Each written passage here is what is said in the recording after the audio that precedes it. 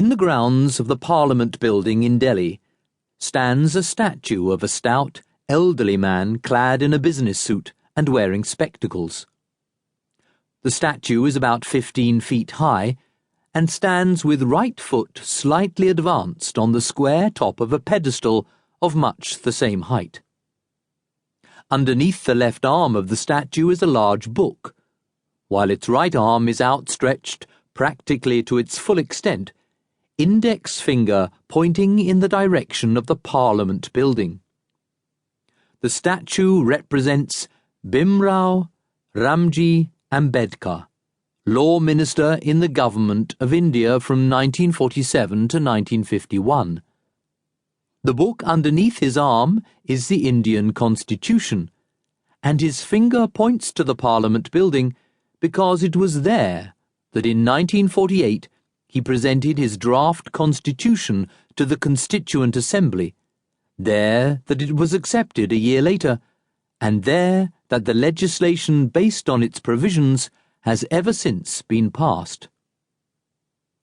Bhimrao Ramji Ambedkar was one of the most remarkable men of his time, and the story of his life is the story of how exceptional talent and outstanding force of character succeeded in overcoming some of the most formidable obstacles that an unjust and oppressive society has ever placed in the way of the individual.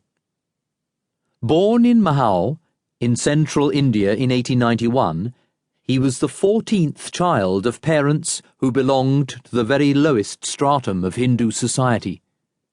According to orthodox Hindu tradition, he was not entitled to receive education or to acquire property. He could engage only in the most menial and degrading work, and he could not come into physical contact with members of the higher castes. In short, Bhimrao Ramji Ambedkar was born an outcast or untouchable. He was expected to wear cast-off clothes, to eat the leavings of his higher caste masters, to be humble and obedient, and to accept his lot as the well-deserved punishment for sins committed in a former existence.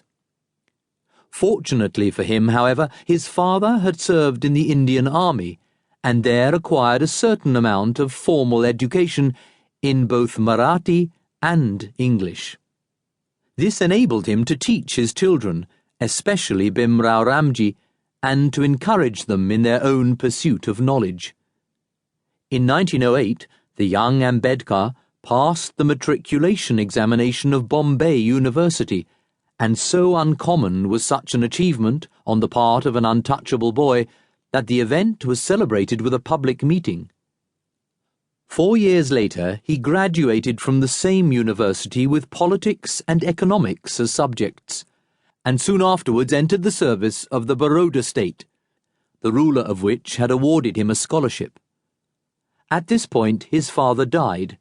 His mother had died when he was 5, and 4 months later, the bereaved son left India to continue his studies at Columbia University in the USA, on a further scholarship from the same liberal-minded ruler. Though he had climbed higher up the ladder of academic achievement than any other untouchable, Ambedkar was far from being satisfied. Convinced as he was that knowledge is power, he knew that without that power in full measure, he had little hope of breaking the bonds that kept millions of untouchables in a state of virtual slavery.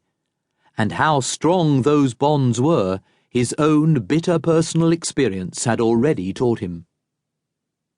From 1913 to 1917, and again from 1920 to 1923, Ambedkar was in the West, and when at the age of 32 he finally returned to the country of his birth, it was as one of the most highly qualified men in public life. During his 3 years at Columbia University, he studied economics, sociology, history, philosophy, anthropology, and politics, and was awarded a PhD for the thesis which he eventually published in book form as The Evolution of Provincial Finance in British India. His first published work, however, was a paper on castes in India, their mechanism, genesis, and development,